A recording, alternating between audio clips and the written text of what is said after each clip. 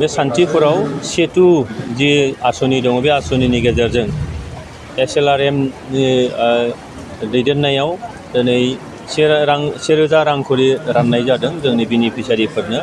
चिराङाव गासै 948 सुबुंफोरखौ सायख'नाय जादों, महिलाफोरखौ, आइजोफोरखौ।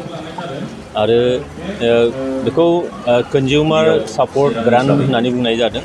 आरो बिनि गेजेरजों मोनफ्रोमबो न'खरा जाहाथे गावनि आथिङाव गसंनो हायो, बिनि थाखाय सरकारा मदद खालामनो सिगांबोदों। बे आसनियाव गासै आरोबाव 20,000 रां बिथांमोना मोननो हागोन। बेनि गेजेराव 14,000 रांखौ प्रथम किस्ति हिसाबै हरनाय जागोन, जायजों जोंनि बे गोरिबनिफ्राय गोरिब न'खरा जाहाथे आथिङाव गसंनो हायो, माबा मोनसे मावनानै जानो हायो। दाउ फिसिनाय, अमा फिसिनाय, हांसो फिसिनाय, बिनि अनगायैबो गाव माजों न'खरखौ फोथांनो हागोन बे राहाखौ बिथाङा लानो हागोन। बिनि थाखायनो बिथांमोननो गासै 20,000 रां मदद होनाय जागोन। दा दिनैहाय 1,000 खरि 6 दान हरगोन। दा बिनि गिबि बेखेवजेननाय हाबाफारि हिसाबै जोङो गासै 300नि बारा बे बेनिफिसियारिफोरनो बे 1,000 रांखौ रानगोन। बिनि उनाव गुबुन गुबुन जायगायावबो चिरां जिल्लायाव बेखौ खालामनाय जागोन। दिनै जोङो बेखिनिखौ रानग्रोनाय जाबाय। नोंथांमोननिसिम नंगौ जों बाख्नायनांगोन, मानोना बे सेतु आसनिया आसामनि 2 जिल्लायावल' जादों, जेरै बङाइगाव आरो चिरां। दा चिरां हिसाबै जों सिडली ब्लकआव मोनदों।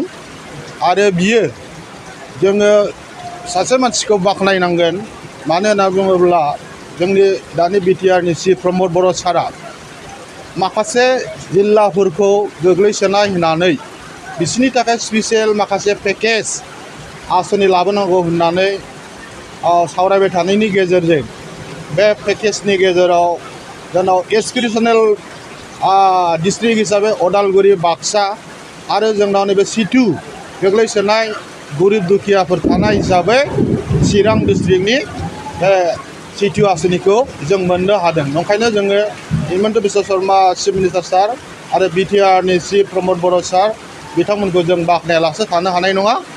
आरो आसा खालामदों दिनै गरिबफोरनि थाखाय आरो स्पेसियेलि हिन्जावफोरनि थाखाय बिराद आसनि सोलिगासिनो दं, जेरैहाय न' होनाय, रेसन होनाय, अरुनदय होनाय। आरो दिनैनि बे सेतु आसनि बेबो हिन्जावफोरनिनो। जों मिथिगौ हिन्जावफ्रा जुदि आखायाव लायो बा हिन्जावफोरनि दारै जोङो खामानिखौ मावो, निस्सय बे आसनिया साक्सेस जायो।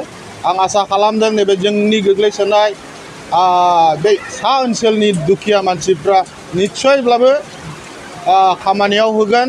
आरो बेखौ जोङो अफिसियेलि हिसाबै दिनै जे फैसा होदों, बेखौ जों फैसा होनाय जोबनाय थानाय नङा। बिनि थाखाय मनिटरिं खालामबाय थागोन BCDCनि गेजेरजों, जोंहा लकेल इन्टेलेक्सुयेलफोरनि गेजेरजों, CCL सारमोननि गेजेरजों बेखौ रिभिउ खालामबाय थानाय जागोन। आरो डिपार्टमेन्ट हिसाबै SRLM DPM बायदेव दङ, लोगोसे जोंनि ब्लकनि DPM आरो बिसोरनि BC आरो BO CLF दङ। बिथांमोनहाबो दायित्व दङ बे आसनिखौ मावफुंनायाव, मानोना बेनो जोबथा नङा। आरोबाव जोङो एक्सटेनसन लाबोनायनि थाखाय जोङो सेस्था खालामगासिनो दङ।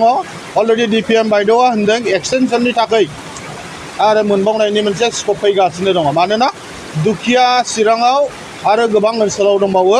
निस्सय बेखौ जों मोनदेरोब्ला आरो बिनिफ्राय साबसिन खालामनो हागोन आरो उद्देश्यआ जाफुंसार होगोन। गोजोन्थों।